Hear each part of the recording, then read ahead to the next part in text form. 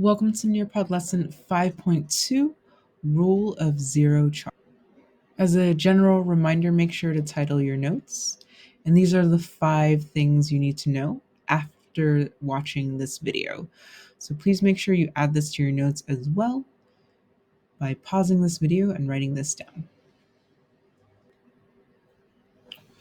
So you might recall that we talked about Rule of Zero Charge in Lesson 4.9 for a very tiny bit before.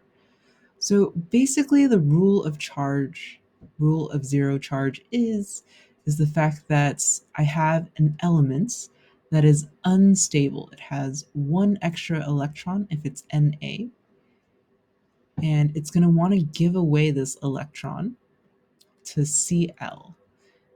Because once Na gets rid of this one electron, it will have a full ring underneath and become stable. And once Cl gains an electron, it will have a full ring of 8 valence electrons on the outside.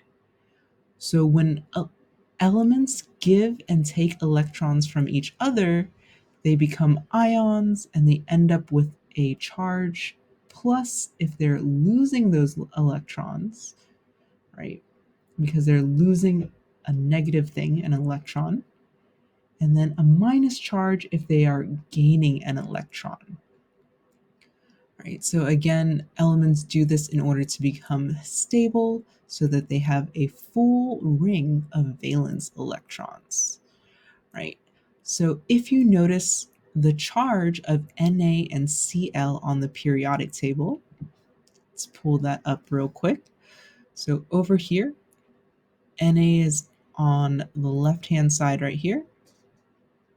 Cl is on the right-hand side. So Na has a charge of 1 plus, Cl has a charge of 1 minus. And you'll notice that every single time when these elements combine, their charges always add up to 0, right? So if this is 1 plus for Na, Cl is 1 minus, their charges always add up to 0 because this one wants to lose 1 and this one wants to gain 1. Right, so this rule of zero charge, only applies to ionic compounds. And these are things that we considered salts, right? So you might also notice that Na, the first element, is always a metal. So on here, Na is on the metal side, separated by this zigzag line, right? So everything to the left of this zigzag line are metals except for hydrogen, and everything to the right of the zigzag line are my nonmetals.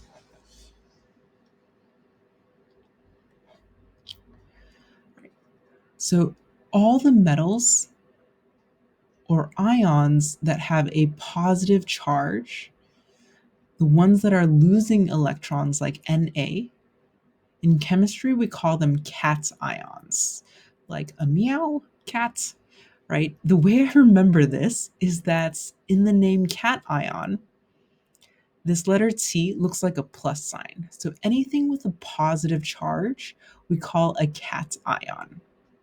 On the other hand, the elements or ions with a negative charge are often nonmetals and they gain electrons. And we call those anions. And the way I remember this one is that N stands for negative, right? So anion, ions with a negative charge, cation, ions with a positive charge. Cations are metals, anions are nonmetals, right? So if we had to draw out elements every single time to show the rule of zero charge, that's a lot of circles and dots to draw, right?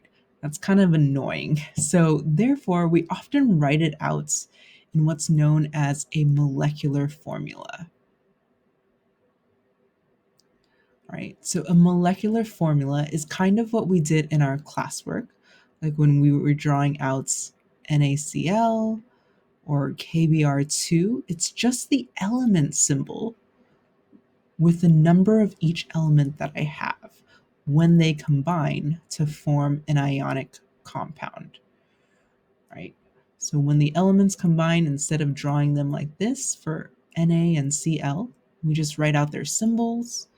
And in the bottom right-hand side, if there's a tiny little number, that just means I have 2 of that elements, right? So things you should know from this slide is mainly this part in red. So please pause the video to write this stuff down. Something that I mentioned previously, and that I'm just going to recap again, is why are these elements forming ionic compounds, or why are they combining in the first place? Well, again, they want to have a full ring of valence electrons. And remember that valence electrons are the electrons in the outermost ring in order to remain stable.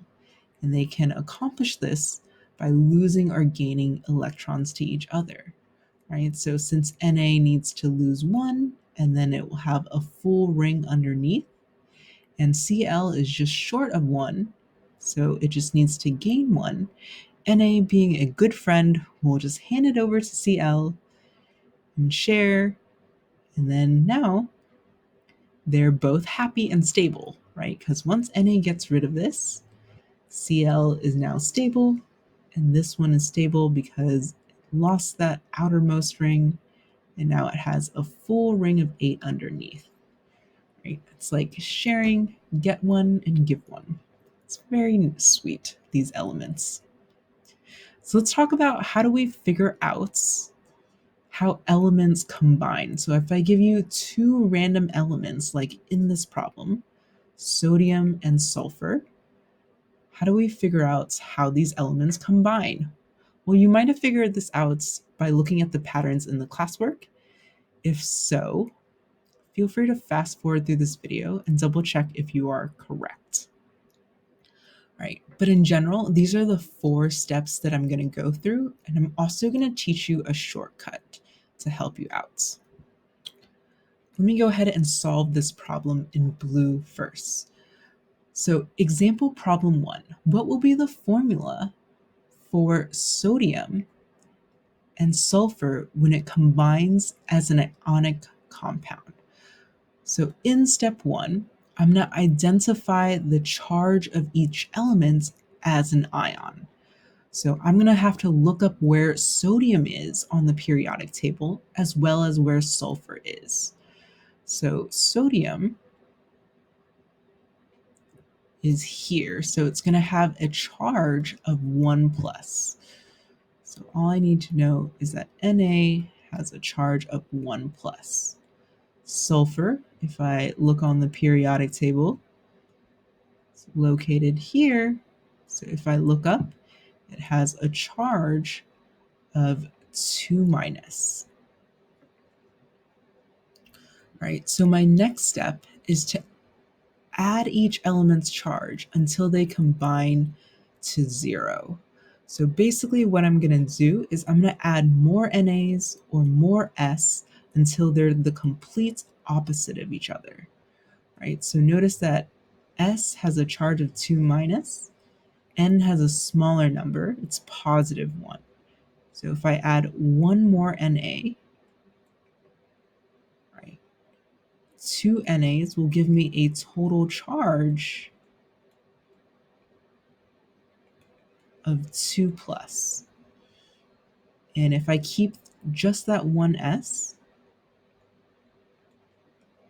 its charge will be 2 minus. Right, so now that they're the exact opposites, if I add these up, they're going to combine to 0. So positive 2 plus negative 2 will equal 0. Right, so now I'm done with this step. So basically, I'm going to continue adding more NAs and S's until both the charges are the exact opposite. In step number 3, the molecular formula will be the number of each element used to get the charges to combine to 0. So let me change colors a little bit into pink for step 3. So notice here I used one Na, two NAs. So it's going to be Na2, right? So in order for these to add up to 0, I needed to use two NAs. That's why it's Na2. But for S, since one S has a charge of 2 minus, I only need one S. So because I only need one, I don't need to write the number 1 on the right-hand side like I did here. It's kind of redundant. So the only time I don't write a number is if I just need one of the elements. Right? And as a side note, if you didn't notice this in the classwork, the positively charged cation, Na is the one that's positively charged, always goes first in your formula. And the negatively charged anion, S, always goes second. So here, Na2S will be my final answer, right?